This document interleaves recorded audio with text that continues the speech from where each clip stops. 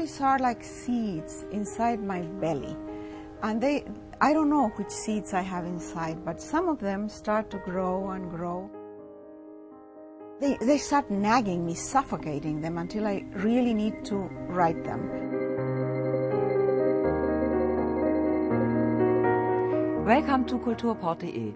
I'm Christiane von Korff, visiting the house of Isabel Allende, author of The House of Spirits and 18 other novels. Join me. We are invited at Isabel Allende's home to meet Isabel and her husband, the author William Gordon, to talk about books, life and love. Welcome, Isabel Allende, and thank you so much for inviting us into your private home. You are one coming all the way here, so far away. This is right. So you are one of the most read authors in the world, and you have a marvelous way to start writing a new book. Can you tell me how you do it? I'm very disciplined because I could be procrastinating forever. So my way of getting things done is that I have a day to start. I start all my books on January 8th. Mm-hmm. Can you imagine what January 7th looks like in this house? It's chaotic. And I write in a little house that I have at the back of the garden. So I get up very early, I walk the dog, have my coffee, do a little meditation, and then I go there, light my candles, and prepare for the day. Mm-hmm. It's a wonderful time for me to begin, and a very scary one, because I never know if the book will happen or not. Mm-hmm. So this is my next question. How does the story emerge? Do you know ahead where it will lead to? The stories are like seeds inside my belly, and I don't know which seeds I have inside, but some of them start to grow and grow, and then they become so, they start nagging me, suffocating them until I really need to write them. I never know why I'm writing a particular story. I have written several historical novels, and I don't know why I'm interested in that time or in that place. Mm. Later, when the book is finished, I know, but not before. Mm. So when I start writing, I have a general idea, in the case of a historical novel, where it happens and when. And I have researched that period and that place, but I have no idea who the characters will be or what will happen to them. I just have the theater where they will move. Mm-hmm. So writing, for me, is often like going into a dark place, a dark room with a little candle. Maybe that's why I light candles in my room. Yes. And with the candle I illuminate corners, and things happen. I start seeing things. The characters at the beginning are just shadows. And then as I show up in front of the computer every day, 8 or 10 hours a day, these characters become people, and they emerge. They have clothes and a voice and a story, and they do things. Mm-hmm. So do your characters have their own lives? Or to a certain extent they do. Often I realize that I have chosen or I have created a character modeled on a person that I have known. Mm. It's much easier for me. For example, if I need to write about a priest, I try to think of a priest that I know, or I go to meet a priest to see how they move, how the body language, the voice, everything else. But what they will do often surprises me. And when they do surprise me, I know that the book is rolling, because it's not mine anymore. I have tapped into something. Mm-hmm. So let's talk about magical realism. Some of your novels have elements of magical realism. What does it mean for you? This is what we were talking. The possibility that there are many strange things in the world that we cannot explain. And it is different from fantasy. When I was writing a trilogy for young adults, first I researched. I wanted to know what kids like. And I realized that all kids, boys and girls, love fantasy until puberty. In puberty, girls want to read more realistic books in which they can identify with the characters, and, for example, something that happens in a high school, Boys continue reading fantasy, and then they go into science fiction, and then they go into the stock market. They never land. They are always in a fictional world. And so I thought I would write fantasy. And I tried and I couldn't.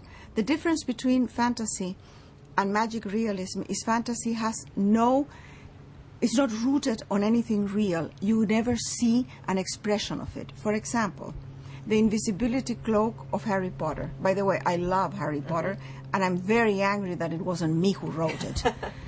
But the invisibility cloak, you've never seen that. I cannot write about that, but I can write about invisible Indians in the Amazon, because they are real. They paint their bodies in the colors of nature, and they walk so silently, so elegantly, that you don't see them 2 yards away. So that is magic realism. But the invisibility cloak is fantasy. Just comes into my mind, I mean, your writing also is very sensual, and you are a master of erotic scenes as well. And could you tell me how you discovered yourself as a young girl, erotic literature when you were in Lebanon? You know, sometimes it's the opportunity when you read a book, or the opportunity when you watch a movie, or when something happens. That is what makes it memorable, or it changes you. It's because it's in the right time. I was a teenager. My hormones were exploding. I was living in Lebanon, where girls couldn't go out at all. So I was locked in my house and in my school. I had no social life at all. I didn't know what rock and roll was. I mean, I learned about Elvis Presley when he was already fat. So it was another world. And there I was reading in hiding inside the closet of my stepfather 3 volumes of 1001 Nights that he had hidden in the closet because it was supposed to be erotic and I was not supposed to read it. So of course I found a way of opening the closet, getting a flashlight, and reading the books, looking for the dirty parts. So I could never finish a story. I was always jumping from one to the other. And I think that in that soup of things that made no sense, there was eroticism, but not only the sexual eroticism, which was very veiled, by the way. It was all in metaphors, in words that I didn't know. It was also food, color, smell, the market, the animals, the dungeons. All that was physical, the physical world, became so important for me, because I come from a very somber and disciplined and severe background. So this was incredibly erotic for me in the widest sense. And then later, I think that I became an erotic being in Lebanon, I mean in Venezuela, when finally I was in a place where nobody was watching. My family wasn't there, nobody was looking at me. It didn't matter if I felt dead in the middle of the street. Nothing mattered. And it's a country that is erotic, that is warm and green, and at the time it was rich, and everything was abundant. The most beautiful women in the world. Venezuelan women win all the beauty contests in the world. Miss Universe, Miss whatever. So erotic was in the air. In the air. If you had breasts in Chile, you would have a starched blouse button up to here. If you had breasts in Venezuela, you put them out on a tray. If you had a big butt, spandex pink pants.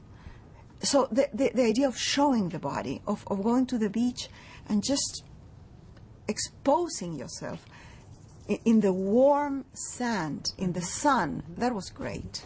So you have written books in many different genres: essays, memoirs, historical fiction, youth books, even an erotic cookbook. So as a writer, what motivates you to keep exploring different styles and storytelling? I can't repeat the formula. It becomes very boring. And I had that problem with the trilogy for young adults, because it's the same characters that live different adventures in different settings, but it's the same characters. So the structure of the books is similar. I can't deal with that. It's like cooking. I can't follow a recipe. I know more or less how to make it, and then I keep changing it, either to improve it or just for the heck of changing. And the same with books. I want to explore everything. I want to maybe I'm better at something else. Who knows? How do you find the topics for your books?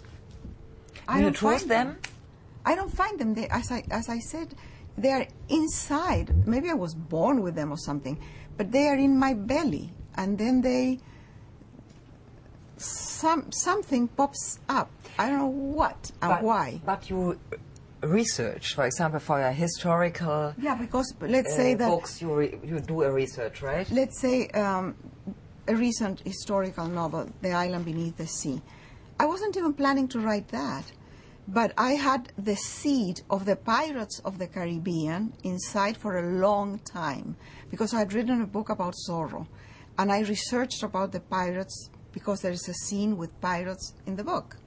And I fell in love with the idea of the democratic society that the pirates established that was unique at the time, And I thought, oh wow, this is like the beginning of a form of democracy that I need to research. And then I went to New Orleans to research it, and I realized that if I wanted to write about the city, I had to write about the French flavor that came from 10,000 refugees that in the 1800s came to New Orleans running away from Haiti. I said, why were they running away? So then I had to research Haiti, and I ended up writing about Haiti. So I wasn't even planning it. But then when I finished the book, and when I had to explain the book and tell the book, I realized why I had written that book. I researched for 4 years. It was a brutal research that made me sick. I was sick for 2 years just because of the facts. And the theme of the book is what has been the theme of my life, my obsession. And that is power with impunity. In all my books, you have the victim of power, of absolute power, the power of the father, the power of the military dictatorship, the power of institutions, the power of the church, the power of conventions, of the social conventions that keep you in a place. That is what women have experienced historically, and that has been my obsession. So I realized that slavery, especially in the form of a woman slave, is the worst expression of the same thing that has been in my mind always. So why do I write about that? If I have no cultural reference or connection with Haiti, if there were no African slaves in Chile, why do I write? Because it's not about that. It's about power. You just mentioned the Isabel Allende Foundation, which supports mainly women. And this foundation you founded after your daughter Paula died. And may we talk about that? This was the greatest tragedy in your life. And how did writing the book Paula affect your sorrow and your loss? I think that the process of writing, I started the book immediately after Paula died, a month after. Paula was sick for a year, in a coma. We took care of her here at home. Every day was exactly similar to the previous day. Nothing happened. It was a year of extreme confusion in which the days blended into each other. There was no day or night, and it was just ongoing pain and stress.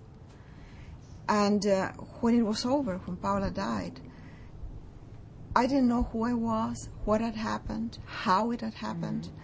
Everything was confused, and it all blended into one awful thing. Writing the book forced me first to read again a journal that I had written for Paula during the time that she was in the hospital. I wrote day by day what was going on, and to read again 180 letters that I had written to my mother and that she gave me back at the end of the year. And with that material, I could organize it. I could see how it had happened. I could set the boundaries of the event. I could say, Paula was ill. Paula died. But that was not all my life. There was more. My grandchildren were being born. Other things were happening. And I think that writing the book was cathartic. It was like therapy. It forced me to look at it in the face, to feel it all again, and to realize that I could survive. That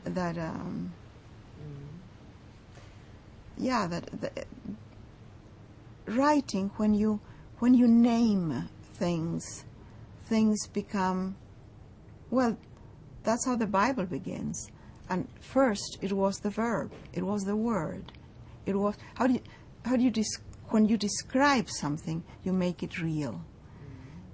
And finding the right words to describe what had happened made it more real.